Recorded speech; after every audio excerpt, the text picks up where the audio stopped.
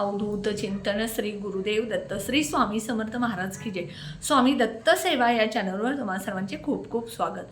तुम्हा सर्वांचं आरोग्य उत्तमाचं राहू दे, राहिलेलं आयुष्य आरोग्यदायी जाऊ दे, तुम्हा सगळ्यांना दीर्घ आयुष्य मिळू दे अशी मी स्वामींचरणी प्रार्थना करते आणि माझ्या व्हिडिओला सुरुवात करते।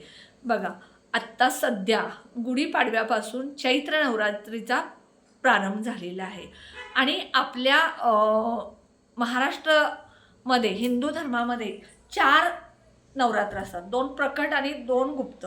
तर प्रकट नवरात्र म्हणजे शारदीय नवरात्र जे दसऱ्याच्या वेळेला येतं ते, आणि चैत्र नवरात्रमध्ये एक प्रकट नवरात्र असतं।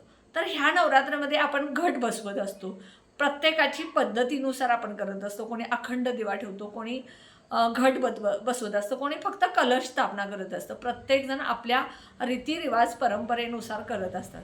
त्याच पद्धतीनं आपल्याला ह्या नवरात्रीमध्ये दुर्गा सप्तशतीचे पाठ आवर्जून करायचे, कुंकुमार्जन करायचे। आज बघा, ललिता पंचमी होती, बऱ्याच जणांनी ललिता सहस्त्रनाम करत कुंकुमार्जन केलं असेल। माझ्याही घरी माझ्या मुलीनं श्रीयंत्रावरती कुंकुमार्जन केलेलं आहे, त्याचा व्हिडिओ मी छोटासा शॉर्ट टाकणार आहे। तर त्यानंतर बघा, आता ह्या 9 दिवसात आपण 9 दुर्गा सप्तशतीचे पाठ करू शकतो, एक करू शकतो, संपूर्ण 9 दिवस 13 अध्याय वाचू शकतो। अशा पद्धतीने आपण दुर्गा सप्तशतीचा पाठ करू शकतो। पण अतिशय महत्त्वाचा एक उपाय करायचा आहे, तो म्हणजे कुलदेवीची ओटी भरायची। मग ही कुलदेवीची ओटी चैत्र नवरात्रामध्ये मंगळवारी किंवा शुक्रवारी, आता उद्या मंगळवार आहे, उद्या किंवा शुक्रवारी ह्या तुम्ही ओटी भरू शकता। कुलदेवी म्हणजे आपल्या घराचं, कुलाचं रक्षण करणारी देवी। जसं आपण मुलांची काळजी घेतो, मुलांचं रक्षण करतो, मुलांची म्हणजे मुलं आपली व्यवस्थित राहावीत ह्याच्यासाठी आपण धडपडतो, त्याच पद्धतीनं कुलदेवी आपलं रक्षण करत असते। आणि कुलदेवीचा आशीर्वाद मिळवण्यासाठी आपल्याला कुलदेवीची ओटी भरायची। ही ओटीचं साहित्य काय काय आहे मी तुम्हाला सांगणार आहे।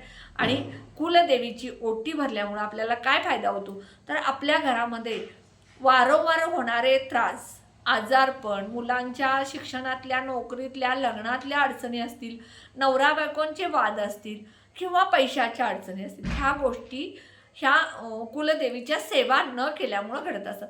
कसं असते बघा, आईला आपण जर व्यवस्थित सांभाळलं तर आई मुलांना आशीर्वाद चांगलाच देत असते।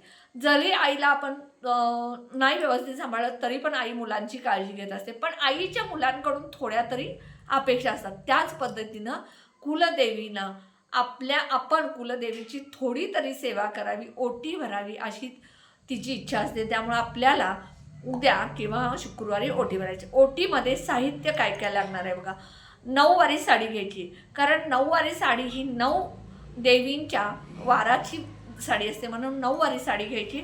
ही साडी रेशमी किंवा सुती घ्यायची। तुम्हाला असं 5,000 10,000ची साडी घ्या म्हणणार नाही आहे, पण रेशमी किंवा सुती साडी घ्या, पण त्या साडीमध्ये जे सकारात्मक ऊर्जा असते ती त्यात जास्त असते, म्हणून तुम्ही रेशमी किंवा सुती घ्यायची। 9 वारी साडी घ्या, काळी आणि डार्क निळा कलर सोडून तुम्ही लाल घ्या, पिवळी घ्या, हिरवी घ्या, पोपटी घ्या, केशरी घ्या, गुलाबी घ्या, ह्या तुम्ही मोरपंखी घ्या, ह्या साडींचा कलर तुम्ही घ्यायचा। त्यानंतर ब्लाऊज पीससुद्धा सुती किंवा रेशमी घ्यायचं। एक नारळ, पाणी भरलेला नारळ असावा, त्या नारळाची शेंडी ओटी भरताना देवीकडे करायची। हिरव्या बांगड्या 7 किंवा 9 किंवा 11, त्यानंतर एक हळकुंड, एक सुपारी, गहू किंवा तांदूळ थोडे मुठभर, त्यानंतर बांगड्या आल्या, नेलपेंट आलं, कुंकू, हळद, सेंदूर, त्यानंतर मणिमंगळसूत्र, तुम्ही टिकली पाकिट, त्यानंतर मेहंदी कोण, फुलाची वेणी, ह्या सगळ्या साज शृंगाराच्या गोष्टीसुद्धा त्या ओटीमध्ये ठेवायच्या। आणि ही ओटी तुम्ही तुमच्या गावामध्ये जिथं कुलदेवीचं, तुळजाभवानीचं मंदिर असेल, महालक्ष्मीचं मंदिर असेल, रेणुका मातेचं मंदिर असेल, एकविरा देवीचं मंदिर असेल किंवा काळूबाईचं कुठल्याही देवीचं मंदिर असेल, तिथे जाऊन तुम्ही ही ओटी भरायची। समजा हे मंदिर शहरामध्ये आता तुम्ही राहताय, त्या ठिकाणी तुमच्या जवळपास मंदिर नाही, तर तुम्ही घरातल्या देवीसमोर ही ओटी भरायची। आणि ही ओटी भरल्यानंतर दुसऱ्या दिवशी तुम्ही ही ओटी काढून एका पिशवीमध्ये भरायची, आणि ज्या वेळेला तुम्ही मूळ स्थानी तुळजापूरला जाणार असता तिथं तुम्ही ही ओटी द्यायची। वर्षातून एकदा तर कुलदेवीच्या मूळ स्थानी तुम्हाला गेलंच पाहिजे. तिथे जाऊन तुम्ही तिला अभिषेक म्हणा, मानपान जे ओटी वगैरे आहे ती सुद्धा तुम्हाला तिथं करायची आहे.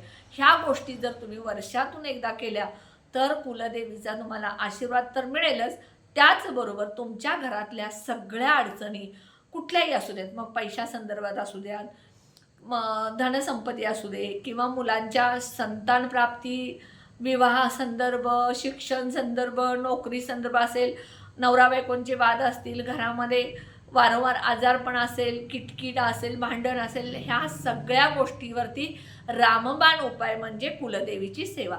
हे सगळं तुम्ही जर केला तर 1000% मी तुम्हाला खात्री देते की तुमच्या घरातले हे सगळे प्रश्न सुटतील. त्यामुळे नक्की तुम्ही कुलदेवीची उद्या ओटी भरायला विसरू नका. आणि ओटी भरत असताना तुम्ही कुलदेवीचं नामस्मरण करा, कुलदेवीचं स्तोत्र मंत्र म्हणा, त्याचा फायदा तुम्हाला नक्की होईल. व्हिडिओमध्ये एखादी बघा, आपण एखादी आपल्या घरामध्ये सवासनी स्त्री आली, सुवासिनी, तर आपण तिची ओटी भरतो. पूर्वी बघा, मुलगी माहेरी आली की प्रत्येक वेळेला आई मुलीची ओटी भरायची. आता पूर्वी कसं असायचं, माहेरी येताना बसेसचे प्रॉब्लेम, गाड्यांचे प्रॉब्लेम, त्यामुळं ठराविक वर्षातून 1-2-4दाच मुलगी माहेरी यायची. आता काय बघा, आज मुलगी गेली, उद्या राहील, परवा येईल. म्हणजे गाड्यांच्या सोय वाढल्या, त्यानंतर जवळ असेल तर जाणं येणं जास्त असतं, म्हणून काही ठिकाणी ओटी भरली जात नाही. पण पूर्वी स्त्रिया, मुलगी माहेरी आली की मुलगीची ओटी भरायची, एखादी सवासनी स्त्री घरी आली की तिची ओटी भरायची. कुमारिका ज्या वेळेला बघा तिचं लग्न ठरतं, साखरपुडा होतो, त्यावेळेला तिची पहिली ओटी भरली जाते, त्यानंतर आपण तिची ओटी भरत असतो. त्यामुळे नक्की तुम्ही कुलदेवीची सुद्धा ओटी उद्या भरायला विसरू नका. जेवढे तुम्ही उपाय सेवा कराल कुलदैवत कुलदेवीची, तेवढं तुम्हाला त्याचं फळ चांगलं मिळत असतं. उपाय कसा वाटला तुम्ही नक्की कमेंट बॉक्समध्ये सांगा. कमेंट बॉक्समध्ये श्री स्वामी समर्थ लिहायला विसरू नका. व्हिडिओला जास्तीत जास्त शेअर करा, लाईक करा, ऑल बटनला क्लिक करा, त्यामुळे माझे छोटे छोटे उपाय सेवा तोडगी करतील. आणि जे कोणी माझा व्हिडिओ नवीन बघत असेल त्यांनी माझ्या व्हिडिओला प्लीज सबस्क्राईब करायला विसरू नका.